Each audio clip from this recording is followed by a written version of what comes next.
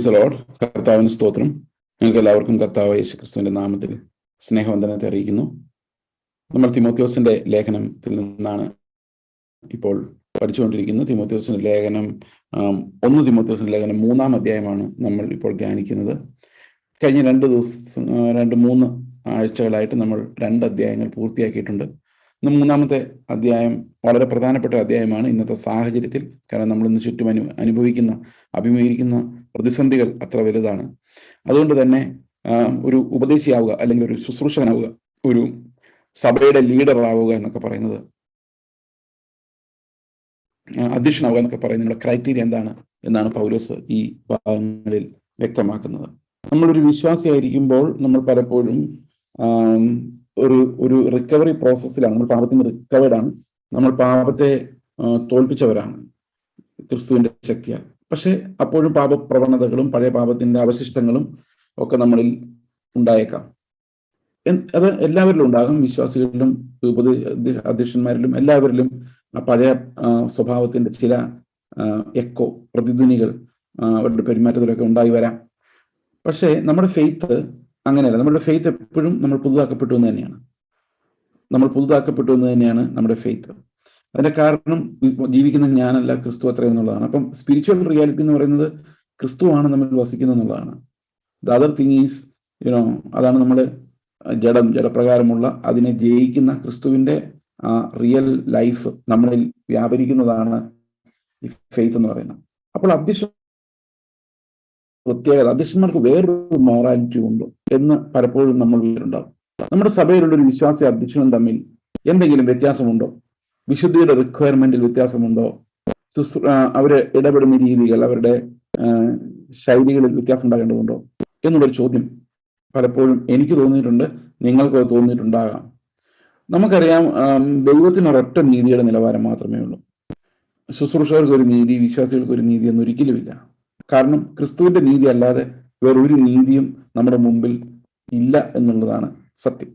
പക്ഷെ ഒരു കാര്യം നമ്മൾ മനസ്സിലാക്കേണ്ടത്, വിശ്വാസികളും ശുശ്രൂഷകരും തമ്മിലുള്ള പ്രധാനപ്പെട്ട വ്യത്യാസം, കർത്താവ് ഓരോരുത്തരെയും, ഓരോ വിശുദ്ധന്മാരെയും ക്രിസ്തുവിൽ തികഞ്ഞവരായി വളർത്തുവാൻ ഉപയോഗിക്കുന്ന ആളുകളാണ് ഈ ലീഡേഴ്സ്, അല്ലെങ്കിൽ ഗിഫ്റ്റഡ് ആയിട്ടുള്ള ആളുകൾ. അപ്പോൾ അങ്ങനെയുള്ള ഒരാളെ സംബന്ധിച്ച് ചില ക്രൈറ്റീരിയ ഉണ്ട്. കാരണം നമ്മളെല്ലാവരും ക്രിസ്തുവിന്റെ ഒരേ സ്റ്റാറ്റസ് ഉള്ളവരാണെങ്കിലും നമ്മൾ ഒരു സഭയോട് ഇടപെടുമ്പോൾ, ശുശ്രൂഷിക്കുമ്പോൾ, മറ്റാളുകളെ ബലപ്പെടുത്താൻ വേണ്ടി കർത്താവിനാൽ നിയോഗിക്കപ്പെട്ടല്ലേ, അവരെ ശുശ്രൂഷിക്കാൻ വേണ്ടി കർത്താവിനാൽ നിയോഗിക്കപ്പെട്ട ആളുകളെ സംബന്ധിച്ച് അവർക്ക് ചില ക്വാളിറ്റീസ്, പ്രത്യേകിച്ച് ഒരു സഭയുടെ അധ്യക്ഷനായിരിക്കുന്നവർക്ക് ചില ക്വാളിറ്റീസ് ഉണ്ട് എന്നുള്ളതാണ് നമുക്ക് മനസ്സിലാക്കുന്നത്. ഇവിടെ 1-ാമത്തെ വാക്യം, ഒരുവൻ അധ്യക്ഷ സ്ഥാനം കാക്ഷിക്കുന്നുവെങ്കിൽ നല്ല വേല ആഗ്രഹിക്കുന്നു എന്നുള്ളത് വിശ്വാസയോഗ്യമാവും. നമുക്കറിയാം, ഇന്ന് അധ്യക്ഷ സ്ഥാനം കിട്ടാൻ വേണ്ടി അടിയോടടിയാണ് പല സ്ഥലത്തും. അപ്പം നമ്മൾ വിചാരിക്കും ഇതെല്ലാം നല്ല കാര്യമാണല്ലോ ഇവർ ചിന്തിക്കുന്നത്, എല്ലാവരും അധ്യക്ഷന്മാരാകുക. അങ്ങനെയല്ല അന്നത്തെ സാഹചര്യം.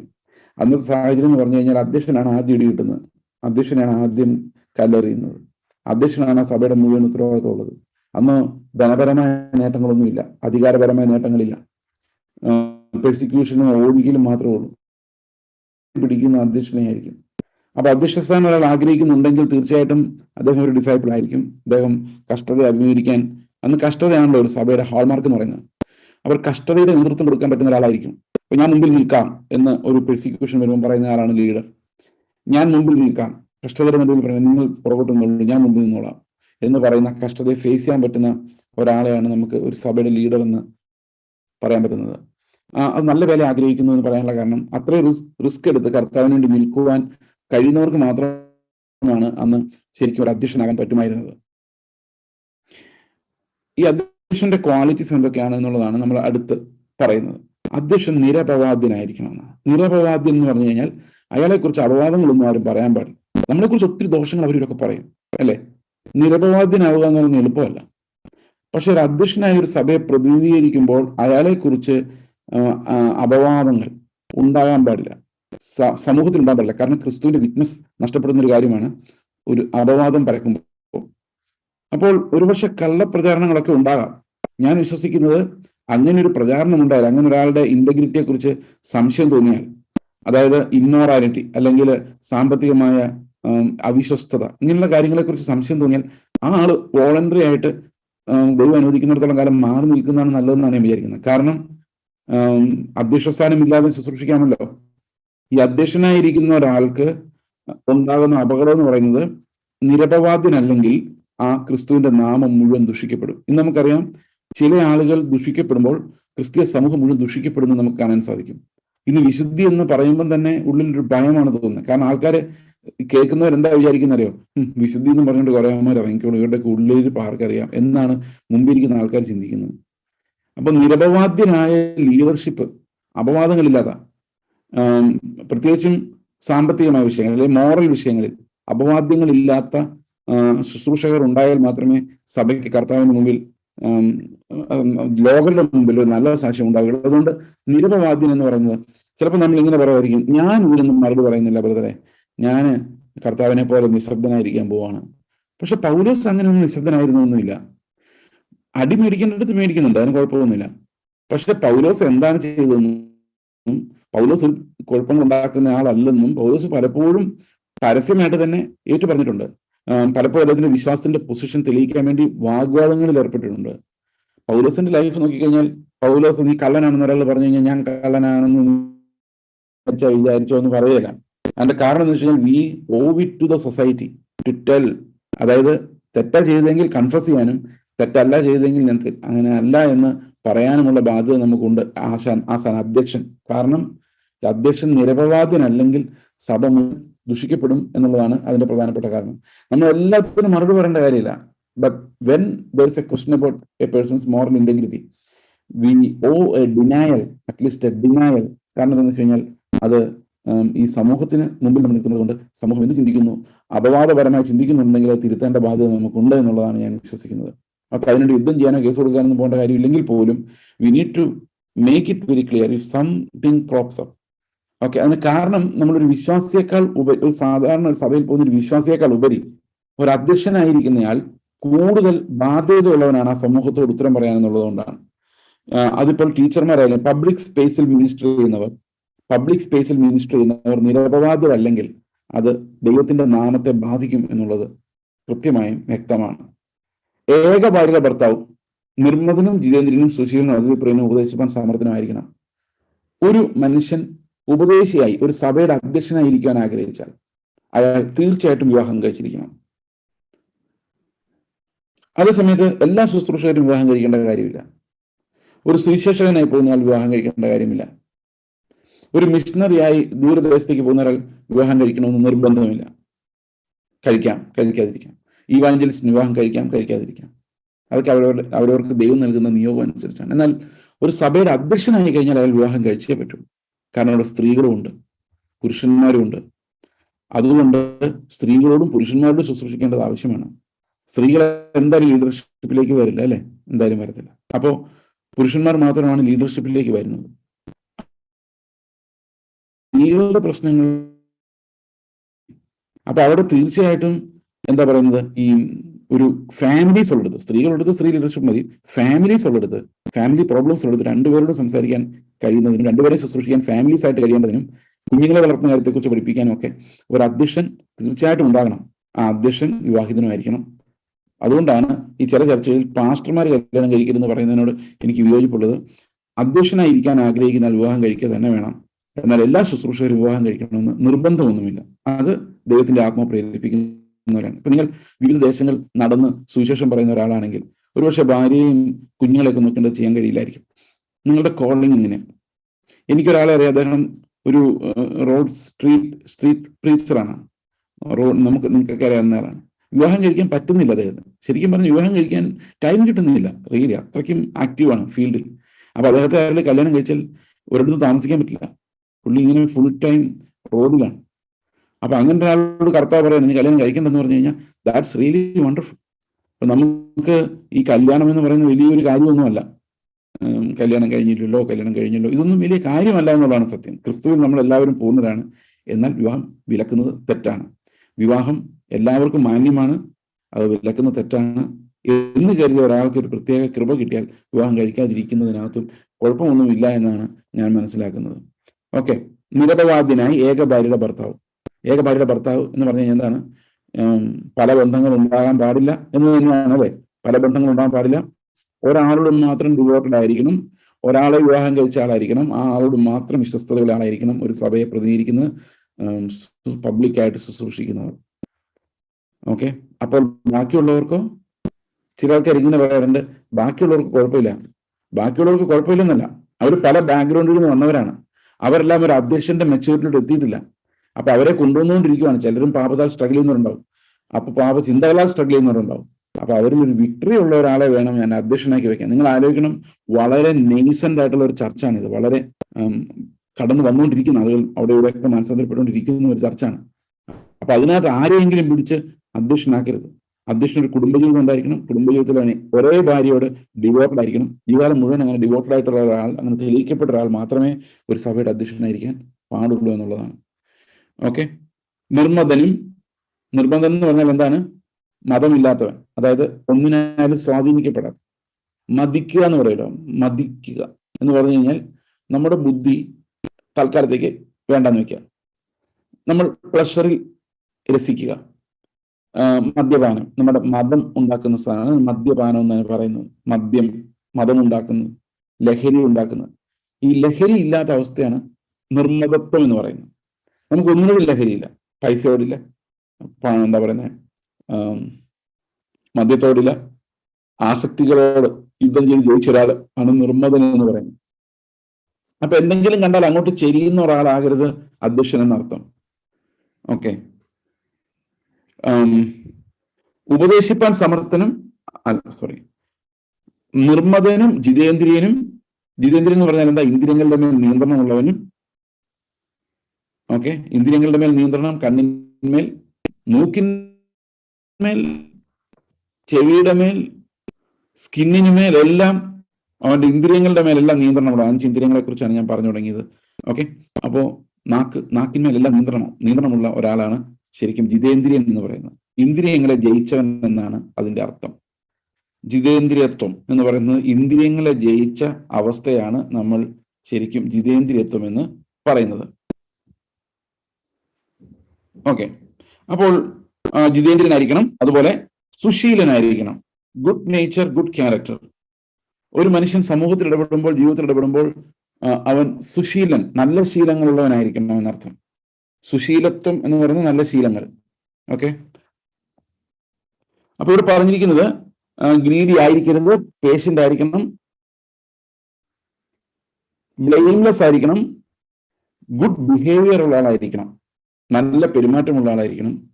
അതുപോലെ തന്നെ അതിഥി പ്രിയനും ഉപദേശിപ്പാൻ സമർത്ഥനുമായിരിക്കണം. ഇപ്പൊ അധ്യക്ഷൻ എന്ന് പറയുന്ന ആൾ അതിഥി പ്രിയനായിരിക്കണം. അതിഥി പ്രിയം എന്ന് പറഞ്ഞാൽ എന്തോ? അയ്യോ അവർ വരുന്നുണ്ടല്ലോ, പക്ഷെ എന്തെങ്കിലും ചെയ്യണം, അതല്ല അതിഥി പ്രിയത്വം. അത് ഗതികേടാണ്. അങ്ങനെ പറയുമ്പോൾ ഒരു കുറെ പേര് വരുന്നുണ്ട് എന്ന് പറഞ്ഞു കഴിയുമ്പോഴേക്കും അത് ഗതികേടാണ്. പ്രിയത്വം എന്ന് പറഞ്ഞാൽ എന്താ? അയ്യോ ആരും വന്നില്ലല്ലോ എന്നൊന്ന് തോന്നുന്നതാണ് പ്രിയത്വം, അതിഥി പ്രിയത്വം. അപ്പൊ അതിഥി പ്രിയത്വം എന്ന് പറയുന്നത് അതിഥികൾ വരാൻ വേണ്ടി കാത്തിരിക്കുന്നതാണ്. കൂടുതൽ അത് വരുവാൻ വേണ്ടിയാണ് നമ്മൾ ആഗ്രഹിക്കുന്നത്, ആണോ? അപ്പൊ ഒരു അധ്യക്ഷനെ സംബന്ധിച്ച് he should always wait for അതിഥികൾ. അപ്പൊ വീട്ടിൽ വന്ന എന്റെ വീട്, എന്റെ റൂം എന്നുള്ളതൊന്നും ഇല്ല. കാരണം അതിഥി പ്രിയം എന്ന് പറഞ്ഞു കഴിഞ്ഞാൽ അതിഥികളോട് ഭയങ്കര പ്രിയമാണെന്ന് അർത്ഥം. അതായത് വീട്ടിൽ വരുന്നവരോട് നമുക്ക് എന്താ പറയുന്നത്, ഇത് എന്റെ മുറിയാണ്, ഇത് എന്റെ പ്രൈവസിയാണെന്നൊന്നും ഇല്ല എന്നർത്ഥം. So we are allowing other people inside. കാരണം നമ്മുടെ ഒത്തിരി പേർക്ക് ആവശ്യമുണ്ട്. അതുകൊണ്ട് തന്നെ അതിഥി പ്രിയത്വം എന്ന് പറയുന്ന അധ്യക്ഷന്മാർക്ക് ഒരു പ്രത്യേക, ചില അധ്യക്ഷന്മാരെയൊക്കെ കാണാൻ ഭയങ്കര പാടാണ്. ഈ അധ്യക്ഷനെ കാണണമെങ്കിൽ നമ്മൾ നോട്ടീസ് അടിച്ച് ഷെഡ്യൂൾ എടുത്ത് അതും അവരുടെ സെക്രട്ടറിക്ക് അനുവദിച്ചാൽ മാത്രമേ അധ്യക്ഷനെ കാണാൻ പറ്റുള്ളൂ. പല ചർച്ചയിലും സെക്രട്ടറി മിക്കവാറും അനുവദിക്കത്തുമില്ല. കാരണം അതിനുള്ള സാമ്പത്തികം, ഫീസൊക്കെ അടയ്ക്കാൻ പറ്റുന്നവർ മാത്രമേ അങ്ങോട്ട് കടത്തി വിടുക പോലും ഉള്ളൂ. അതിഥികളെന്ന ആശയം പോലും ഇന്ന് സഭകളിൽ അധ്യക്ഷന്മാരുടെ ഇടയിൽ ഇല്ല എന്നുള്ളതാണ് അതിനകത്തെ ഏറ്റവും ഭയങ്കരമായ കാര്യം. ഓക്കെ, അതിഥി പ്രിയനും ഉപദേശിപ്പാൻ സമർത്ഥനുമായിരിക്കണം. മദ്യപ്രിയനും തല്ലുകാരനുമരുത്. ഇപ്പൊ ഇടയ്ക്കിടയ്ക്ക് കള്ളു കുടിക്കുന്നവനെ പിടിച്ച് അധ്യക്ഷനാക്കരുത്. തല്ലുകാരനുമായത്. ശാന്തനും കലഹിക്കാത്തവനും ദ്രവ്യാഗ്രഹമില്ലാത്തവനും സ്വന്തം കുടുംബത്തെ നന്നായി ഭരിക്കുന്നവനും മക്കളെ പൂർണ്ണ ഗൗരവത്തോടെ അനുസരണത്തിൽ പാലിക്കുന്നവനുമായിരിക്കണം. അപ്പൊ ഇതൊരു വലിയൊരു ഇഷ്യൂ ആയിട്ട് അടുത്ത കാലത്ത് നമ്മൾ ദ്രവ്യാഗ്രഹത്തെ കുറിച്ചും ഈ സോബർ മൈൻഡിനെ കുറിച്ചും ശാന്ത സ്വഭാവത്തെ കുറിച്ചൊക്കെ നേരത്തെ ഒത്തിരി പറഞ്ഞിട്ടുണ്ട്. ഇതിനകത്ത് പ്രധാനമായിട്ടും പറയാനുള്ള ഒരു കാര്യം എന്ന് പറയുന്നത് ഈ സ്വന്തം കുടുംബത്തെ ഭരിക്കുന്നവൻ മക്കളെ പൂർണ്ണ ഗൗരവത്തോടെ അനുസരണത്തിൽ പാലിക്കുന്നവനുമായിരിക്കണം എന്നുള്ളതാണ്. അപ്പൊ ഈ മക്കളെ പാലിക്കുക എന്നുള്ളിടത്ത് പല ആളുകൾക്കും ഭയങ്കര ഇടർച്ച സംഭവിച്ചിട്ടുണ്ട് ഈ അന്ത്യകാലത്ത്. അതായത് മക്കൾ പലപ്പോഴും ഈ മാതാപിതാക്കൾ പറയുന്നത് കേൾക്കാതെ വരിക എന്നുള്ളത്. അപ്പോൾ പല ആളുകളും ശുശ്രൂഷ ചെയ്യാതെ ആയിട്ടുണ്ട്. അതിന്റെ ഒരു കാരണം എന്ന് പറയുന്നത് മക്കൾ മനസ്സിലാക്കുന്നില്ല, മക്കൾ മാതാപിതാക്കൾ പറയുന്നത് അനുസരിക്കുന്നില്ല, അല്ലെങ്കിൽ അവർ വേറൊരു രീതിയിൽ വിവാഹം കഴിച്ചു. അപ്പോൾ അവിശ്വാസിയായ ഒരാളെ വിവാഹം കഴിച്ചു. അപ്പം അമ്മയ്ക്ക് അപ്പനോ ശുശ്രൂഷിക്കാനുള്ള അവകാശം നഷ്ടപ്പെടുന്നു. അങ്ങനെയല്ല ഇത്, ശരിക്കും അങ്ങനെയല്ല. കാരണം മക്കളെ പാലിക്കുന്ന ഒരു കാലമുണ്ട്. മക്കളെ പാലിക്കുന്ന കാലത്തായിരിക്കില്ല ഇതൊക്കെ സംഭവിച്ചിട്ടുള്ളത്. അവർ ഇൻഡിപെൻഡൻ്റായി സ്വന്തമായി സമ്പാദിച്ച് അപ്പനെ അമ്മയും വിട്ട് വെളിയിൽ പോയ സമയത്തായിരിക്കും. അപ്പോൾ ഒരു പേരന്റിന് അയാളുടെ മേലിൽ സ്വാധീനമൊന്നുമില്ല. ഞാൻ വിചാരിക്കുന്ന ഒരു മകൻ ഇൻഡിപെൻഡൻ്റ് ആയാലും മകൾ ഇൻഡിപെൻഡൻ്റ് ആയി പ്രായപൂർത്തിയായി അവരുടെ ജോലിയിൽ ജീവിക്കുന്നു, അവരുടെ ഇഷ്ടത്തിന് ജീവിച്ചു എന്ന് വിചാരിച്ച് ഇവിടെ ഇരിക്കുന്ന ആളുടെ അതോറിറ്റി പോകണമെന്നില്ല. പക്ഷെ ഇവിടെ അതോറിറ്റി പോകുന്ന എങ്ങനെയാണെന്ന് വെച്ച് കഴിഞ്ഞാൽ, ഒരു അപ്പനും അമ്മയും മക്കളെ വളർത്തി വരുമ്പോൾ ആ മക്കളെ പഠിപ്പിക്കുന്നത് എന്താണ്, അവർ ഏത് രീതിയിലാണ് വീട്ടിൽ കോണ്ടാക്ട് ചെയ്യുന്നത്, അതുപോലെ മക്കൾ തെറ്റ് ചെയ്യുമ്പോൾ അതിനെ നമ്മൾ പ്രോത്സാഹിപ്പിക്കുകയാണോ അതോ അതിനെതിരെയുള്ള ഒരു സ്റ്റാൻഡ് നമുക്ക് വ്യക്തമാണോ. നമ്മൾ പലപ്പോഴും ആ ഒരു അവസ്ഥയെ ഫേസ് ചെയ്തിട്ടുണ്ട്. മക്കൾ എന്തെങ്കിലും ചെയ്യുമ്പോൾ അപ്പനമ്മമാര് ഞാനൊരു ശുശ്രൂഷകനാണെന്ന് മറന്ന് മകന്റെ സൈഡ് അല്ലെ മകളുടെ സൈഡ് പിടിച്ച് അവരുടെ പാപത്തിൽ പങ്കാളിയാകുന്ന ഒരു അവസ്ഥ ഉണ്ടാവും. അവിടെ ഗൗരവം, ഒരു പിതാവിന്റെ ഗൗരവം നഷ്ടപ്പെടുത്തി കഴിയുമ്പോൾ അധ്യക്ഷ സ്ഥാനം എടുക്കാൻ പറ്റാതെ വരും. അപ്പൊ ശരിക്കും പറഞ്ഞു കഴിഞ്ഞാൽ വേറൊരാളാണ് മകൻ അല്ലെങ്കിൽ മകൾ എന്ന് പറയുന്നത്, വേറൊരാളാണ്. അത് ഞാനല്ല, അത് നിങ്ങളാരുമല്ല, അത് വേറൊരാളാണ്, വേറൊരു ബയോളജിക്കൽ കോമ്പിനേഷനാണ്, വേറൊരു മൈൻഡാണ് അവരുടേത്. അപ്പോൾ പ്രായപൂർത്തിയായ ശേഷമുള്ള കാര്യത്തെക്കുറിച്ചല്ല പൗലോസ് പറയുന്നത്. നമ്മൾ വളർത്തുവാൻ, പരിപാലിക്കുവാൻ നമ്മുടെ നിയന്ത്രണത്തിലുള്ളിടത്തോളം കാലമാണ്. That means while they are still in the family, അവിടെ മാത്രമാണ് ഈ കൺട്രോൾസ് ഉള്ളത്. അതുകൊണ്ട് ഏതെങ്കിലും ഒരു മകൻ പ്രായമായപ്പോൾ അവനിഷ്ടമുള്ളതുപോലെ വിവാഹം കഴിച്ചു പോയി എന്ന് പറഞ്ഞാൽ അവിശ്വാസിയായി, അതാണ് ഉദ്ദേശിച്ചത്. അവിശ്വാസി വിവാഹം കഴിച്ചു എന്നൊക്കെ പറഞ്ഞ് ഈ അപ്പന്റെ ശുശ്രൂഷ പോകണമെന്നില്ല. അതിന്റെ കാരണം അപ്പൻ അതിനകത്ത് എഗ്രി ചെയ്തെങ്കിൽ, അപ്പൻ അതിനകത്ത് മീൻസ് അത് സാരമില്ല എന്ന് പറഞ്ഞാണ് advice ചെയ്തതെങ്കിൽ he is responsible. But if the son is denying him and going away, or the daughter is denying this person, നിങ്ങൾ പറയുന്നത് എനിക്ക് സ്വീകാര്യമല്ല എന്ന് പറഞ്ഞ് ഡിനൈ ചെയ്യുകയാണെങ്കിൽ പിന്നെ അതിനകത്തൊന്നും ചെയ്യാനില്ല. കാരണം he is or she is an adult, an individual, and he is or she is no more under our protection. നമ്മൾ എപ്പോഴും മനസ്സിലാക്കേണ്ട ഒരു കാര്യം, we need to respect our children when they grow up.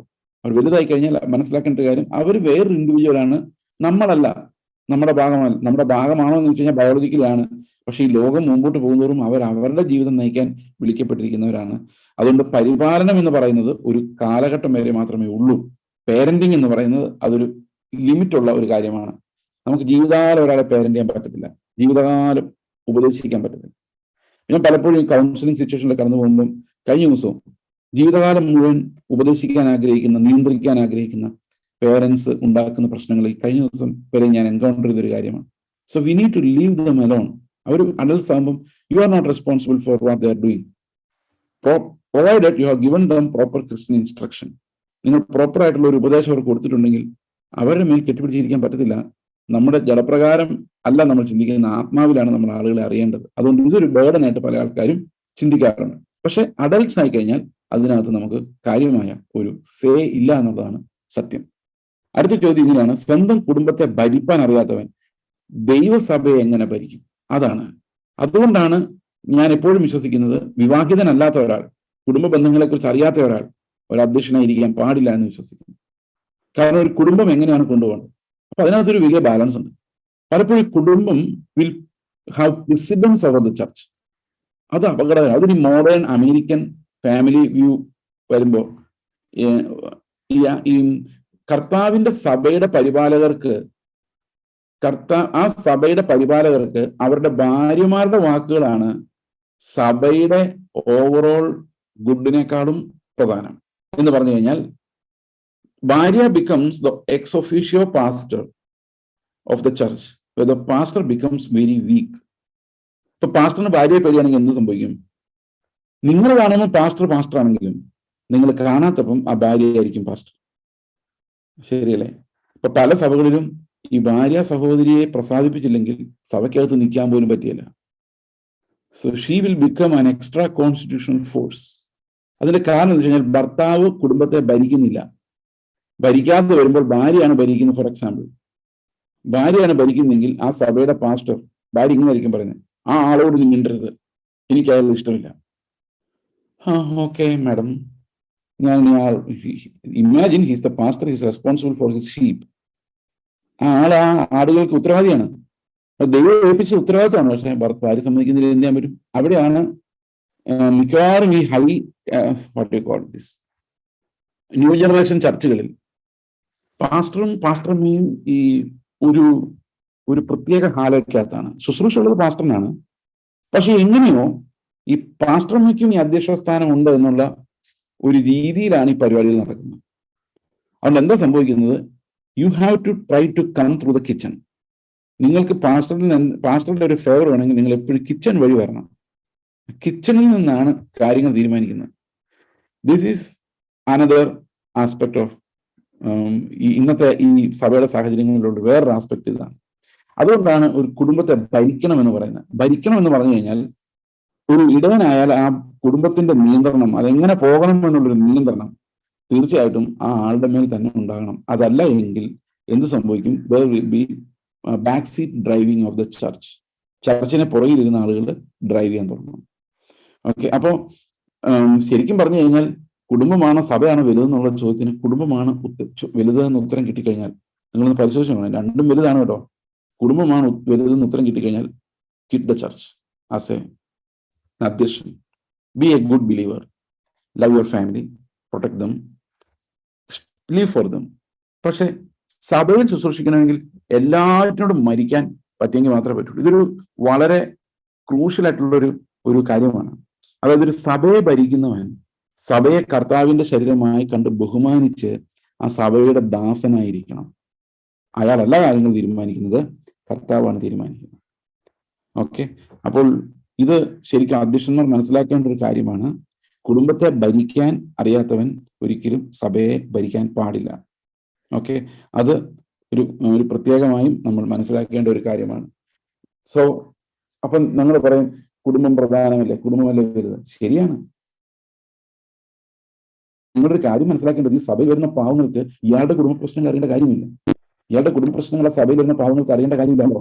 ഇല്ല, അവർ വരുന്നത് വേറെ വലിയ ക്രൈസിസുമായിട്ടാണ്. അവരെ ശുശ്രൂഷിക്കേണ്ട ആളുകൾക്ക് ആ ഒരു നിർമ്മതത്വവും ആ ഒരു അധികാരവും ഉണ്ടായിരിക്കണം. ഓക്കെ, അതാണ് ഒരു അധ്യക്ഷൻ ആയിരിക്കാൻ. അല്ല പിന്നെ എന്താ പറയുന്നത്, അധ്യക്ഷൻ എന്ന് പറഞ്ഞ പരിപാടിക്ക് പോകരുത് എന്നാണ് ഞാൻ ചിന്തിക്കുന്നത്. ഓക്കെ, ഇനി വേറൊരു ക്രൈറ്റീരിയൻ ഇവിടെ പറയുന്നത് പുതിയ ശിഷ്യനാരത് എന്നുള്ളതാണ്. പുതിയ ശിഷ്യൻ ഒരിക്കലും മൂപ്പനാകാൻ പാടില്ല. അതിന്റെ കാരണം ഇത് ഒരുപക്ഷെ ചില ആളുകളിൽ അതിഭയങ്കരമായ ദൈവകൃപ നമുക്ക് കാണാൻ പറ്റും. പക്ഷെ ഒരു പ്രോബ്ലം ഉള്ളത്, ഈ പുതിയ ശിഷ്യന്മാർ ഹൈലൈറ്റഡ് ആയി കഴിയുമ്പോൾ അവർക്കൊരു ക്യാരക്ടറിന്റെ മെച്യൂരിറ്റി കിട്ടിയിട്ടില്ലെങ്കിൽ, അവർക്ക് കിട്ടിയിട്ടില്ലെങ്കിൽ സംഭവിക്കാവുന്ന ഒരു കാര്യമാണ്, നമുക്ക് ഈ ശുശ്രൂഷ കിട്ടുന്നതും ക്യാരക്ടർ കിട്ടുന്നതും ഒരുപോലെ അല്ല. ശുശ്രൂഷ ചിലപ്പോൾ വളരെ യങ്ങായിരിക്കുമ്പോഴേ കിട്ടുമായിരിക്കും. ക്യാരക്ടർ ഒരു ഹോളിനെസിന്റെ മെച്യൂരിറ്റിയോടെയാണ് കിട്ടുന്നത്. അപ്പൊ അതിന് കുറച്ച് ടൈം എടുക്കും നമ്മൾ ക്രിസ്തുവിന്റെ ഒരു ക്യാരക്ടറിലേക്ക് വരാൻ വേണ്ടി. അപ്പൊ അതുകൊണ്ട് തന്നെ ശുശ്രൂഷയിൽ അവരെ ഉപയോഗിക്കാൻ കേട്ടോ ഒരു പ്രശ്നവുമില്ല. They can be ministering anyway, ഒരു പ്രോബ്ലം. പ്രസംഗിക്കാനോ പ്രവചിക്കാനോ ഏത് പ്രായത്തിലുള്ളവർ കർത്താവ് ഏൽപ്പിച്ചിട്ടുള്ള ആർക്കും സാധിക്കും. പക്ഷേ ഒരു സഭയുടെ അധ്യക്ഷ സ്ഥാനം അല്ലെ മൂപ്പൻ സ്ഥാനം അവർക്ക് കൊടുക്കാത്തതിന്റെ കാരണം എന്താണെന്ന് വെച്ച് കഴിഞ്ഞാൽ, ആളുകൾ ബഹുമാനിക്കുമ്പോഴേക്കും, ഭയങ്കരമായിട്ട് ഉയർത്തുമ്പോഴേക്കും, അല്ലെങ്കിൽ അധികാരം കയ്യിലേക്ക് വരുമ്പോഴേക്കും നിഗളമുണ്ടാകും. കാരണം എന്താണ്? മനുഷ്യരെങ്ങനെയാണ്. ഇത്രയും വർഷങ്ങൾ കഴിഞ്ഞിട്ടും ഇപ്പോഴും ആൾക്കാർ പുകഴ്ത്തി പറയുമ്പോൾ നമ്മുടെ ഉള്ളിൽ ഒരു സുഖം തോന്നും. അപ്പൊ പിന്നെ പുതിയതായിട്ട് വന്ന ഒരാളെ സംബന്ധിച്ച് തീർച്ചയായിട്ടും സുഖം തോന്നും. പുകഴ്ത്തി പറയുന്നവരുടെ സ്നേഹം തോന്നും. അവരുടെ കൂടെ കുറച്ച് സമയം ഇരുന്നേക്കാൻ തോന്നും. കാരണം കേൾക്കാൻ രസമാണ്. മറ്റേതെങ്ങനെ പുകഴ്ത്തി പറയുന്നില്ല, അവിടെ പോയിരിക്കുമ്പോൾ അത്ര രസമില്ല, അവരെത്ര നല്ല ചായ തന്നാലും. അപ്പം ഈ പുകഴ്ത്തലിന്റെ ഒരു സുഖം, ഈ കർത്താവിന്റെ സ്വഭാവം നമ്മളിൽ മെച്ചുവർ ആകുന്നതിന് മുമ്പ് നമ്മൾ അറിഞ്ഞു കഴിഞ്ഞാൽ നമ്മൾ നിഗളിക്കുകയും ഞാനില്ലെങ്കിൽ ഈ പരിപാടി ഒന്നും നടക്കുകയില്ല എന്ന് തോന്നുകയും ചെയ്യും. നിങ്ങൾ ഒരു നിമിഷം ഒന്ന് ആലോചിക്കുക, ഇന്നത്തെ ന്യൂ ജനറേഷൻ കൾട്ടുകളിൽ ആ ലീഡർ ഇല്ലെങ്കിൽ അവിടെ ഒരു പണിയും നടക്കില്ല. അവരാണ് അത് നടത്തുന്നത്. അപ്പൊ അവര് ഇൻഡിസ്പെൻസിബിൾ ആണ്. പലരും വളരെ യൗവനത്തിൽ ശുശ്രൂഷ കിട്ടിയവരാണ്. ഈ ശുശ്രൂഷ ആണോ എന്നുള്ള കാര്യം വേറെ, അത് വേറൊരു ഡിബേറ്റ്. ഈ യൗവന കാലത്ത് വന്ന് അവർ സർവാധികാരികളായി മാറുകയും അവരിലൂടെയാണ് ഇതെല്ലാം നടക്കുന്നതെന്ന് വിചാരിക്കും. ഒരു സഭയിൽ വളർന്ന് മെച്യൂരിറ്റി പ്രാപിക്കാൻ വെയിറ്റ് ചെയ്യാതിരിക്കുകയും. ഓക്കെ, ഈ പറയുന്ന ശുശ്രൂഷകരാരും സഭയിൽ വെയിറ്റ് ചെയ്ത് മെച്യൂരിറ്റി പ്രാപിച്ചവരല്ല. അവർക്ക് ശുശ്രൂഷ കിട്ടി, അവർ 4 പേരുമായിട്ട് ഇറങ്ങി. അവരെ ആരും നിയന്ത്രിച്ചില്ല, പഠിച്ചില്ല. അവർ ക്രിസ്തുവിന്റെ ക്യാരക്ടറിൽ അഭ്യസിച്ചില്ല. ചെറുപ്പത്തിൽ ചിലർ ബൈബിൾ കോളേജിൽ പോയി 3 വർഷം പഠിച്ചപ്പോഴേക്കും അവർ വിചാരിച്ചവർക്ക് മെച്യൂരിറ്റി ഉണ്ടായി. ശരിക്കും പറഞ്ഞു കഴിഞ്ഞാൽ ഇന്ന് പെന്തക്കോസ്റ്റിൽ വ്യാപരിക്കുന്ന ഒരു വളരെ ഈവിലായിട്ടുള്ള ഒരു സ്പിരിറ്റ് ഉണ്ട്. എനിക്ക് പെന്തക്കോസ്റ്റിൽ എന്ന് പറയാനുള്ള കാരണം വിശ്വാസികളിൽ പൊതുവെ ഉള്ള ഒരു സ്പിരിറ്റ്. ആ ഒരു സ്പിരിറ്റാണ് മിക്കവാറും ഈ ഒരു ശുശ്രൂഷകനായിട്ട് വരുമ്പോൾ ഇന്ന് പലരുടെ ഉള്ളിൽ വരുന്നത്. ധനത്തോട് ആസക്തിയുള്ള, മറ്റ് എന്താ പറയുന്നത്, ലൈംഗിക ആസക്തികൾ ഉള്ള, ആ ഒരു ഗ്രാറ്റിഫിക്കേഷൻ ശ്രമിക്കുന്ന ഒരു സ്പിരിറ്റ് ഇനി ശുശ്രൂഷകരുടെ ഇടയിലൊക്കെ ഉണ്ടെന്നുള്ളതാണ് എൻ്റെ കാര്യം. ഞാൻ ചില കാര്യങ്ങൾ തുറന്നു പറയണമെന്ന് ആഗ്രഹമുണ്ടെങ്കിലും പറയുന്നില്ല. ഞാൻ ഇത്രയും പറയാം, നമ്മളൊരു പാസ്റ്റേഴ്സിന്റെ സമൂഹം ഒന്നിച്ച് താമസിക്കുന്ന ഒരു സ്ഥലം നോക്കിയാലും, ഒരു സെക്യുലർ ആയിട്ടുള്ള ഒരു ഗ്രൂപ്പ് ഒന്നിച്ച് താമസിക്കുന്ന ഒരു സ്ഥലം നോക്കിയാലും, ഞാൻ ഈ 2 എക്സ്പീരിയൻസിലൂടെ കടന്നു പോയിട്ടുണ്ട് ഹോസ്റ്റലുകളിലൊക്കെ. പക്ഷെ ദൈവ ഭയം പോയ വിശ്വാസികളെക്കാളും അപകടകാരികളായ ആരുമില്ല എന്ന് വളരെ വ്യക്തമായിട്ട് എനിക്ക് മനസ്സിലായിട്ടുണ്ട്. അത് ഞാൻ തുറന്നു പറയുന്നില്ല എന്നുള്ളതേ ഉള്ളൂ. What I encountered in a spiritual atmosphere, so called inverted commas spiritual atmosphere എന്ന് വിചാരിക്കുന്ന ഒരു സ്ഥലത്ത് ഞാൻ കണ്ടതിനേക്കാളും എത്രയോ എന്താ പറയുക, മോറലി ബെറ്റർ പ്ലേസ് ആയിരുന്നു ആരും രക്ഷിക്കപ്പെടാത്ത സെക്യുലർ ഇൻസ്റ്റിറ്റ്യൂഷൻസ് ഉണ്ടായിരുന്നു. അപ്പൊ ആ ഹോസ്റ്റൽ ലൈഫിനെ കുറിച്ചാണ് ഞാൻ പറയുന്നത്. അപ്പൊ ഇതിനകത്ത് ഈ ഒരു സ്പിരിറ്റ്, അതായത് ദൈവഭയത്തെ എടുത്തു കളഞ്ഞ് നമ്മുടെ ഗ്രാറ്റിഫിക്കേഷന് വേണ്ടി ശ്രമിക്കുന്ന ഒരു സ്പിരിറ്റ് ഇതിനകത്തുണ്ട്. അതുകൊണ്ട് തന്നെ അതിനെക്കുറിച്ച് നമ്മൾ വളരെ ബോധവാന്മാരായിരിക്കേണ്ടത് ആവശ്യമാണ്. അതുകൊണ്ട് പുതിയ ശിഷ്യൻ ഒരിക്കലും അരുത്. പുതിയ ശിഷ്യന്മാർ വളർന്നു വരുമ്പോൾ അവർക്കൊരു ക്യാരക്ടർ വൈസ് മെച്യൂരിറ്റി ഇല്ലാത്തതുകൊണ്ട് പല സമയത്തും അവർ നിഗളിക്കുകയും ആളുകളുടെ പുകഴ്ത്തലിൽ വീഴുകയും ചെയ്യും. ഞാനും വീഴുകയൊക്കെ ചെയ്യുന്ന ആളൊക്കെ തന്നെയായിരുന്നു. പിന്നെ കർത്താവ് എനിക്ക് മെമ്മറി ഒത്തിരി ഭാഗം എടുത്തു തന്നിട്ട് ആരൊക്കെ പുകഴ്ത്തി പറഞ്ഞു എനിക്ക് ഓർമ്മയില്ല. അതുകൊണ്ട് തന്നെ ഒരു വലിയൊരു ആശ്വാസമുണ്ട്. എനിക്ക് ഓർമ്മ എനിക്കതില്ല, അയാൾ അങ്ങനെ പറഞ്ഞായിരുന്നു ആർക്കറിയാം. ഇതിനകത്ത് ആ ഒരു കണ്ടന്റ് എന്റെ ഹൃദയത്തിലോട്ട് കയറിയിരിക്കുന്നില്ല. അതിന്റെ കാരണം എന്റെ ഒരു ബ്രെയിനിന്റെ ഒരു ബലഹീനത കൂടെയാണ്. അപ്പൊ അങ്ങനെ ഒരു ആശ്വാസം ദൈവം എനിക്ക് തന്നില്ല. അല്ലെങ്കിൽ ഞാൻ ഇതിന്റെ പുറകെ പോകുമായിരുന്നു എന്ന് എനിക്ക് സംശയമുണ്ട്. കാരണം നമ്മുടെയൊക്കെ സ്വഭാവം വലിയ ഗുണമുള്ളതൊന്നുമല്ല. പിന്നെ കർത്താവ് ഇങ്ങനെ തല്ലി അടിച്ചും എന്താ പേഷ്യൻസ് കാണിക്കുന്നതാണ്. ഓക്കെ, കഴിഞ്ഞ ദിവസം ഞങ്ങൾ ഒന്നിച്ച് യാത്ര ചെയ്യുമ്പം എൻ്റെ മകൻ എന്നോട് പറഞ്ഞ, ഈ ദൈവത്തിനൊരു നിമിഷം കൊണ്ട് നമ്മളെല്ലാം സംഹരിച്ച് കളയാവുന്നതേ ഉള്ളൂ നമ്മുടെ സ്വഭാവം വെച്ച്. പിന്നെ ഒരു പ്രോമിസ് ഉണ്ട്, നിന്നെ രക്ഷിച്ചേക്കാന്ന്. അതുകൊണ്ട് മാത്രമാണ് നമ്മളൊക്കെ ഇപ്പോഴും ഇതിലെ നടക്കുന്നതെന്ന്. അപ്പം ഞാൻ ആലോചിക്കുമായിരുന്നു, ആ പ്രോമിസ് ഉള്ളതുകൊണ്ട് മാത്രമാണ് നമ്മളിങ്ങനെ ശ്വാസം വിട്ട് ഇതിലെ നടക്കുന്നത്. ഓക്കെ, അപ്പോ അതുകൊണ്ട് ഈ നിഗളം എന്ന് പറയുന്നത്, അല്ലെങ്കിൽ ക്യാരക്ടറിൽ മെച്യൂർ ആകാതെ ശുശ്രൂഷകൾ ഏൽപ്പിക്കപ്പെട്ടാൽ അവർ പലതരത്തിലുള്ള വശീകരണങ്ങളിൽ പെടുകയും നശിപ്പിക്കപ്പെടുകയും ചെയ്യും. ഞാൻ യൗവനകാലത്ത് ശുശ്രൂഷയിൽ ഇറങ്ങിയ ഒരാളാണ്. അപ്പൊ യൗവനകാലത്ത് ശുശ്രൂഷയിൽ ഇറങ്ങുമ്പോൾ എത്ര ഇമ്മച്വർ ആയിരുന്നു ഞാൻ ഇന്ന് തിരിഞ്ഞു നോക്കുമ്പോഴാണ് എനിക്ക് മനസ്സിലാകുന്നത്. അപ്പൊ ശുശ്രൂഷ അപ്പോഴും ശുശ്രൂഷയാണ്, പക്ഷെ ക്യാരക്ടറിനകത്ത് ഉണ്ടാകുന്ന ഒരു ക്രിസ്ത്യൻ എവല്യൂഷൻ, ആ ഒരു എവല്യൂഷൻ എപ്പോഴും ക്രൈസ്റ്റ് വേർഡ് ആയിരിക്കും. ക്രൈസ്റ്റ് വേർഡ് ആയിട്ടുള്ള ടെമ്പറൻസ് നമുക്ക് ഉണ്ടായി വരേണ്ടത് ആവശ്യമാണ്. അപ്പൊ ശുശ്രൂഷകരെ സംബന്ധിച്ച് അവർ ആ ലോങ് വാക്കിന് തയ്യാറാകണം. ലോങ് വാക്ക് എന്ന് പറഞ്ഞു കഴിഞ്ഞാൽ ഒരു ടയർസം വാക്ക്. കർത്താവിൽ എന്താ പറയുന്നത്, ആ ഒരു പെർഫെക്ഷനിലേക്കുള്ളൊരു നടപ്പിന് എല്ലാ ശുശ്രൂഷകരും തയ്യാറാകേണ്ടത് ആവശ്യമാണ്. ഓക്കെ, ശുശ്രൂഷയിൽ റെസ്റ്റ് ചെയ്യുന്നതാണ്. അതായത് നമുക്ക് കിട്ടുന്നൊരു കൃപാവരത്തിൽ നമ്മൾ റെസ്റ്റ് ചെയ്യുക എന്നുള്ളത് നമ്മുടെ ഉദ്ദേശം അതല്ല. നമ്മൾ ക്രിസ്തുവിനെ പോലെ ആവുക, മെച്യൂരിറ്റി പ്രാപിക്കുക എന്നുള്ളതാണ് ശരിക്കുമുള്ള ഉദ്ദേശം. ഓക്കെ,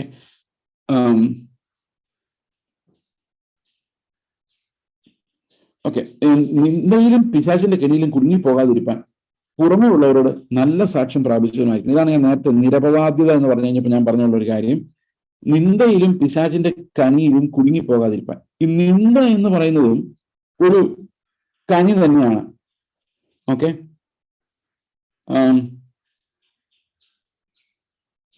അപ്പൊ മറ്റുള്ളവരുടെ നിന്ദയിൽ നമ്മൾ കുടുങ്ങിപ്പോകരുതെന്ന് പറഞ്ഞു കഴിഞ്ഞാൽ അർത്ഥം പരസ്യമായ ആളുകൾ നിന്ദിക്കുന്ന ഒരവസ്ഥയിലേക്ക് നമ്മൾ വരരുത് എന്നുള്ളതാണ്.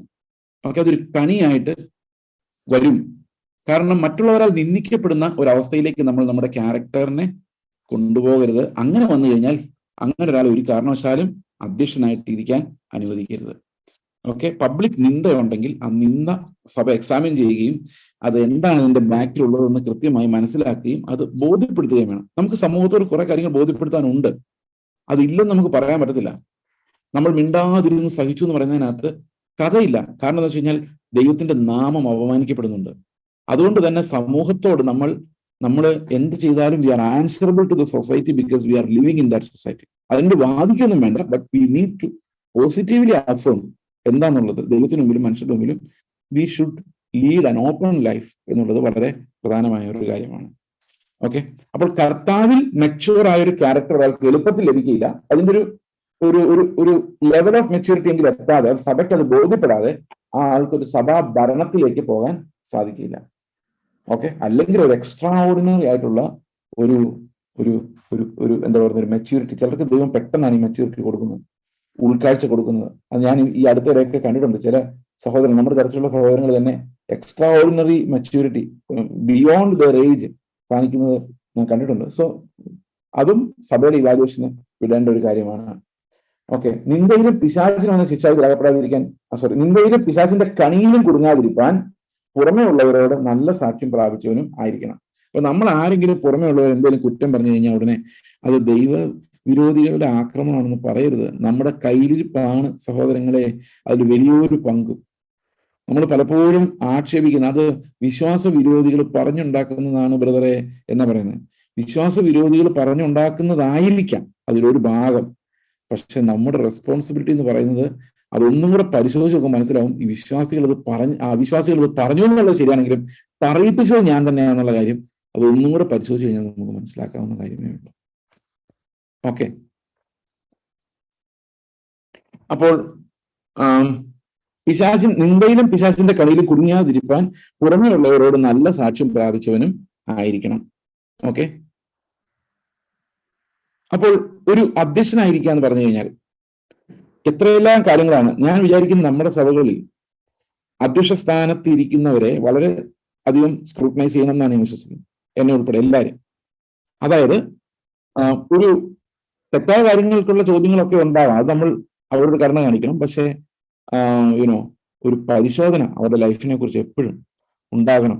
അവർ ഏത് സൈഡിലാണ്, കർത്താവിന്റെ സൈഡിലാണോ നിൽക്കുന്നത് എന്നെപ്പോഴും പരിശോധിക്കേണ്ടത് ആവശ്യമാണ്. കാരണം നമ്മളെ എല്ലാവരെയും അവർ എങ്ങോട്ട് നയിക്കണം? ക്രിസ്തുവിലേക്ക് നയിക്കേണ്ടവരാണ്. അപ്പൊ അവർ വേറെ ആരുടെ സൈഡിൽ നിൽക്കാൻ പറ്റത്തില്ല. ക്രിസ്തുവിന്റെ സൈഡിൽ നിൽക്കുന്നവർക്ക് മാത്രമേ ഒരാളെ ക്രിസ്തുവിലേക്ക് നടത്താൻ പറ്റുള്ളൂ.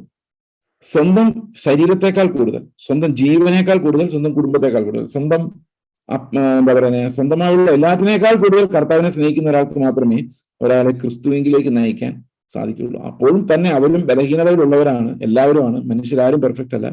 But still an elder or a chairman അല്ലെങ്കിൽ എന്താണ് പറയുന്നത്, ഒരു ബിഷപ്പ് എന്നാണ് ഇംഗ്ലീഷ് കിങ് ജെയിംസ് എഴുതിയിരിക്കുന്നത്. ഒരു ബിഷപ്പ് അല്ലെങ്കിൽ ഒരു head of that church should be A blameless person. Okay, അതിന് നമ്മൾ വില കൊടുക്കുക തന്നെ വേണം. അതല്ല എങ്കിൽ നമ്മൾ ഒരു കാരണവശാലും കർത്തൃത്വം എടുക്കാൻ പാടില്ല ഒന്നിന്റെ മേലും. ഓക്കെ, ഒരു ശുശ്രൂഷകൻ എപ്പോഴും അങ്ങനെ ആയിരിക്കണമെന്ന് തിമോഥെയോസിന്റെ ലേഖനം നമ്മളെ പഠിപ്പിക്കുന്നു. ഓക്കെ, ഇനി അടുത്ത ശുശ്രൂഷകന്മാരെ കുറിച്ചാണ്. ശുശ്രൂഷകന്മാരും ഘനശാലികളായിരിക്കണം, ഇരുവാക്കുകാരും മദ്യപന്മാരും ദുർലാഭമോഹികളുമാകരുത്. അപ്പൊ ശുശ്രൂഷകന്മാർ ഘനശാലികളായിരിക്കണം. അപ്പൊ ഇവിടെ ഒരു കാര്യമുള്ളത്, ഇവർ പലരും ജോലിക്കാരാണ്, പൂർണ്ണസമയ വർക്കേഴ്സ് അല്ല. ശുശ്രൂഷ ചെയ്യുന്ന മാത്രമല്ല. കാരണം അവിടെ ദുർലാഭം ഉണ്ടാക്കരുതെന്ന് പറയുന്നുണ്ട്. ലാഭം ഉണ്ടാക്കാം അവരുടെ കച്ചവടത്തിൽ, പക്ഷെ എന്തുണ്ടാക്കരുത്? അമിത ലാഭം ഉണ്ടാക്കരുത്, ദുർലാഭം. അതായത് നമുക്ക് ജീവിക്കാൻ ആവശ്യമായതും അല്ലെങ്കിൽ ന്യായമായതുമായ, നമ്മുടെ ചുറ്റുമുള്ള സമൂഹത്തിൽ ന്യായമായതുമായ ബിസിനസ്, ന്യായമായ ജോലി, അതിലൊരിക്കലും നമുക്ക് അർഹതയില്ലാത്ത ഒരു ലാഭം ഉണ്ടാക്കരുത്. ഉദാഹരണത്തിന്, നിങ്ങൾക്ക് വളരെ വില കുറച്ച് 5 രൂപയ്ക്ക് ഒരു സാധനം കിട്ടിയെന്ന് വിചാരിച്ചോ. എന്നാൽ നിങ്ങൾ വിൽക്കുന്ന മാർക്കറ്റിൽ ഇതിന് 100 രൂപയുണ്ട്. നിങ്ങൾ എന്ത് ചെയ്യും? ഞാനൊരു ക്രിസ്ത്യൻ പെർഫെക്ഷനെ പറഞ്ഞു, നിങ്ങൾ ആരും ഇങ്ങനെ ചെയ്യാൻ പോകുന്നില്ല. ഞാൻ ഒരു ക്രിസ്ത്യൻ പെർഫെക്ഷന്റെ കാര്യം പറഞ്ഞു. 5 രൂപ നിങ്ങൾക്ക് നിങ്ങളുടെ സാധനം കിട്ടി, നിങ്ങൾ കൊടുക്കുന്ന മാർക്കറ്റിൽ അതിന് 100 രൂപയുണ്ടെങ്കിൽ നിങ്ങൾ എന്ത് ചെയ്യും? ഓക്കെ, ഓപ്ഷൻസ് പറയാം. നിങ്ങൾ അതിനകത്ത് എ ബി സി ഏതെങ്കിലും പറഞ്ഞു. ഓപ്ഷൻ നമ്പർ 1, 5 രൂപയ്ക്ക് മേടിച്ച സാധനം അത് വിൽക്കാനുള്ള എന്റെ ചെലവ് 5 രൂപ എങ്ങനെയാണ്, 10 രൂപയാണെങ്കിൽ അത് 15 രൂപയ്ക്ക് വിൽക്കും. ഓപ്ഷൻ നമ്പർ 2, 100 രൂപയുള്ളതല്ലേ, ഒരു 10% ഡിസ്കൗണ്ട് കൊടുത്ത് 90 രൂപയ്ക്ക് വിറ്റ് ബാക്കി 100 രൂപയ്ക്ക് വിൽക്കുന്നവരുടെ കച്ചവടം പൂട്ടിക്കും. ഓക്കെ. നമ്പർ സി, ഞാൻ ഈ മാർക്കറ്റിലുള്ള വിലയ്ക്ക് തന്നെ ഇത് വിറ്റിട്ട് ബാക്കി എന്റെ കയ്യിൽ കിട്ടിയ 90 രൂപ, എന്റെ ചെലവും ഞാൻ വാങ്ങിച്ച സാധനം 90 രൂപയിൽ ഒരു 50 രൂപ അല്ലെങ്കിൽ 40 രൂപ ഇത് ഉണ്ടാക്കിയവന് കൊണ്ടുപോയി കൊടുക്കും. ഇനി ഓപ്ഷൻ 4, 90 രൂപ ലാഭം തന്ന ദൈവത്തിന് സ്തോത്രം ചെയ്ത് ഇത് 3 രൂപയ്ക്ക് കിട്ടുമോ എന്ന് അന്വേഷിക്കും. ഇത് നിങ്ങൾക്ക് സ്വന്തമായിട്ട് തീരുമാനിക്കാം. ദുർലാഭം എന്താണ്? ഇപ്പൊ നമ്മുടെ പ്രായോഗിക ജീവിതത്തില് ഇങ്ങനെ ഒരു ശുശ്രൂഷകനായിരിക്കുന്ന ഒരാൾ ദുർലാഭം ഉണ്ടാക്കരുത്. അത് ശുശ്രൂഷയ്ക്ക് തടസ്സമാണ്. ശുശ്രൂഷ വിട്ട് വേണമെങ്കിൽ നമുക്ക് ദുർലാഭം ഉണ്ടാക്കും, എന്നാ വേണ്ടി ചെയ്താലും അത് ആ സഭയ്ക്ക് അപവാദം ഉണ്ടാക്കുന്നില്ല, കർത്താവിന്റെ നാമത്തെ മലിനമാക്കുന്നില്ല. എന്നാൽ അധ്യക്ഷനായിരിക്കുന്ന ആളെ സംബന്ധിച്ചും ശുശ്രൂഷകരായിരിക്കുന്ന ആളുകളെ സംബന്ധിച്ചും കരുണയില്ലാതെ ദുർലാഭം ഉണ്ടാക്കിയാൽ അവർക്ക് ആ സ്ഥാനത്തിരിക്കാൻ യോഗ്യതയില്ല എന്നാണ് അതിന്റെ യഥാർത്ഥത്തിലുള്ള അർത്ഥം. അപ്പം അവർ ദ്രവ്യാഗ്രഹികളായി അറിയപ്പെടും, ദ്രവ്യാഗ്രഹികളായ ആളുകൾ വിലയിരുത്തും. നമ്മൾ അറിയില്ല, പക്ഷെ നമ്മളെ പലരും ദ്രവ്യാഗ്രഹികളായി വിലയിരുത്താൻ ആ അപവാദത്തിലേക്ക് പോകാൻ ഒരു കാരണം ഈ ദുർലാഭം ഉണ്ടാക്കുന്നതുമാകാം എന്ന് ഞാൻ ചിന്തിക്കുന്നു. ഓക്കെ,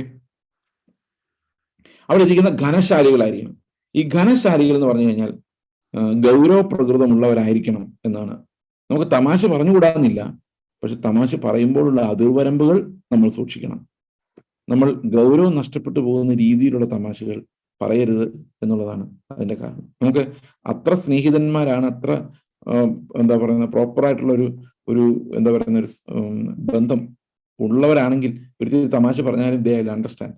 പക്ഷെ നമ്മൾ ചുമ്മാ തമാശ പറഞ്ഞുകൊണ്ടിരുന്നു കഴിഞ്ഞാൽ ഉള്ള കുഴപ്പം എന്താ, വരുന്നവരോടും പോകുന്നവരോടും എല്ലാം തമാശ പറഞ്ഞു അതും അതിർവരമ്പുകൾ ലംഘിച്ചാൽ ഉള്ള കുഴപ്പം നമ്മുടെ ഘനശാലിത്വം നഷ്ടപ്പെടും. ഏഷണി പറയരുത്, വേറൊരാളുടെ കുറ്റം ഒരിടത്തും പറയരുത്. അതങ്ങോട്ട് വന്നില്ല കേട്ടോ, ഞാൻ ഇടയ്ക്ക് 2 വാക്യം വിട്ടുപോയി. ഇരുവാക്കുകാരും മദ്യപന്മാരും ദുർലാഭമോഹികളുമാകരുത്. അത് നമുക്കറിയാം. ഇരുവാക്ക് എന്ന് പറഞ്ഞു കഴിഞ്ഞാൽ ഒരിടത്ത് എന്ന് പറഞ്ഞ് വേറെടുത്ത് വേറെന്ന് പറയുന്നവർ അല്ലെ, അല്ലെങ്കിൽ പറഞ്ഞ വാക്ക് പാലിക്കാത്തവർ. ഇങ്ങനെയുള്ള കാര്യങ്ങളെയാണ് നമ്മൾ ഇരുവാക്കുകാരെന്ന് പറയുന്നത്. ഞാൻ ഒരു 4 മിനിറ്റിനുള്ളിൽ ഈ സെഷൻ അവസാനിപ്പിക്കും. എന്തുകൊണ്ടാണ് ഞാൻ പിന്നീട് പറയാം. അവർ വിശ്വാസത്തിന്റെ മർമ്മം ശുദ്ധ മനസാക്ഷിയിൽ വെച്ചുകൊള്ളുന്നവർ ആയിരിക്കണം. അപ്പോൾ ആ മനസാക്ഷിയിൽ നിൽക്കേണ്ടത് വിശ്വാസത്തിന്റെ ആ മർമ്മമാണ്. ഒരു ശുശ്രൂഷകനെ സംബന്ധിച്ചും എന്താണ് വിശ്വാസത്തിന്റെ മർമ്മം? കർത്താവാണ് എന്നിൽ വസിക്കുന്നത്, ഞാനല്ല. ആ മർമ്മം നമ്മുടെ മനസാക്ഷിയിൽ വെച്ചിരിക്കണം. അപ്പോൾ ഒരു ശുശ്രൂഷകനെ സംബന്ധിച്ച് ആ വിശ്വാസത്തിന്റെ മർമ്മം, what's the crux of that faith, the mystery of that faith, ക്രിസ്തു എന്നിൽ വസിക്കുന്നു എന്നുള്ള മഹത്വത്തിന്റെ പ്രത്യാശയായി ക്രിസ്തു എന്നിൽ വസിക്കുന്നു എന്നുള്ള ദൈവിക സുവിശേഷത്തിന്റെ മർമ്മം, അത് എൻ്റെ ഹൃദയത്തിൽ ഒരു മനസാക്ഷിയുടെ ഭാഗമായിട്ട് വെച്ചിരിക്കണം. ദാറ്റ് മീൻസ് നമ്മുടെ മനസാക്ഷി ക്രിസ്തുവിന്റെ മനസാക്ഷി ആയിരിക്കണം എന്നുള്ളതാണ് അതിനർത്ഥം. നമ്മുടെ മനസാക്ഷി ക്രിസ്തുവിന്റെ മനസാക്ഷി ആയിരിക്കണം. ഓക്കെ, ആ ഒരു മനസാക്ഷി ഡെവലപ്പ് ചെയ്തവരായിരിക്കണം നമ്മൾ ശുശ്രൂഷക സ്ഥാനത്തേക്കും അധ്യക്ഷ സ്ഥാനത്തേക്കും കൊണ്ടുപോകേണ്ടത് എന്ന് ഈ വചനങ്ങൾ നമ്മളെ പഠിപ്പിക്കുന്നു. ഓക്കെ, അതിൽ ഒരു കാര്യം കൂടെ ഇതിന്റെ കൂടെ സംസാരിക്കുവാൻ ഞാൻ ആഗ്രഹിക്കുന്നു.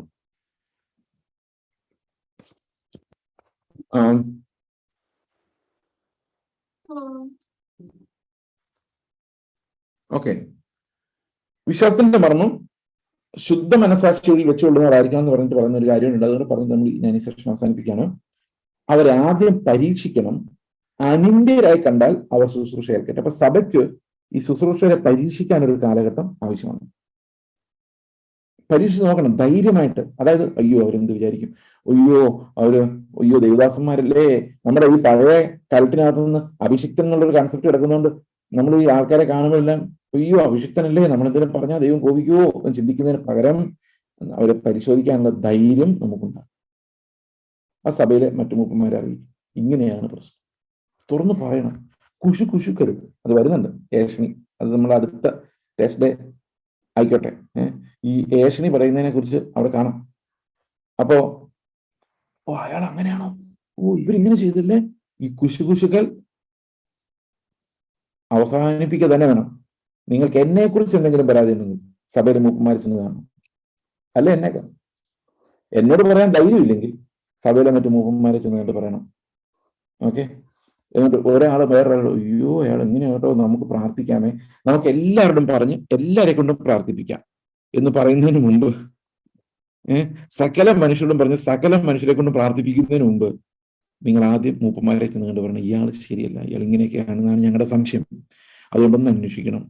സംശയമാണ്, അത് വേറെ ആരോട് തോന്നുന്നതിന് മുമ്പും ആരോട് പറയുന്നതിന് മുമ്പും സഭയിലെ മൂപ്പന്മാരെ വിളിച്ച് പറയുക. എന്നിട്ട് പറയുക, ഇയാളോട് ഇത് നിങ്ങൾക്ക് ആളെ വെളിപ്പെടുത്താൻ പേടിയാണെങ്കിൽ അത് പറയണ്ട, പക്ഷെ ഇയാളുടെ ഈ പാപം ബോധ്യപ്പെടുത്തണം എന്ന് തുറന്ന് സംസാരിക്കണം. സഭയിൽ അങ്ങനെ തന്നെ പരീക്ഷിക്കണം, ഓരോരുത്തരെയും പരീക്ഷിക്കണം. ഓക്കെ, ആ ധൈര്യം നിങ്ങൾക്ക് ഉണ്ടാകട്ടെ എന്ന്. എങ്കിൽ മാത്രമേ സഭ ദീർഘകാല അടിസ്ഥാനത്തിൽ വിശുദ്ധീകരണത്തിൽ കാക്കപ്പെടുകയുള്ളൂ. അതല്ലെങ്കിൽ ഒരു മനുഷ്യൻ എന്തൊക്കെ ചെയ്താലും ആ സഭ ഇങ്ങനെ ദ്രവിച്ച് പോയിക്കൊണ്ടിരിക്കും. അതുകൊണ്ട് we need this correcting mechanism. അത് മൂപ്പന്മാരുടെ ശുശ്രൂഷയിലൂടെ ആ കറക്ഷൻ നമുക്ക് നടപ്പാകണം.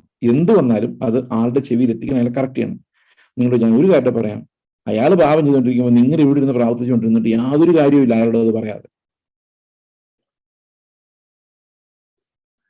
ഉണ്ടോ? കേൾക്കാതെ എങ്ങനെ മാനസാന്തരപ്പെടും, വിശ്വസിക്കും? അപ്പോൾ നിങ്ങൾക്ക് എന്തെങ്കിലും, ഇതെല്ലാ സഭകളിലുള്ള ഒരു കാര്യം, അതുകൊണ്ടാണ് പറഞ്ഞു. പാസ്റ്റർ ഒരു കുറ്റം ഉണ്ടെങ്കിൽ നാട്ടുകാരും വീട്ടുകാരും കുടുംബക്കാരും സഭയിലുള്ള സകലരും അവരുടെ വീട്ടിൽ വളർന്ന പട്ടിയും പൂച്ചയും പശുവും വരെ അറിഞ്ഞാൽ ഈ പാസ്റ്റർ അറിയില്ല.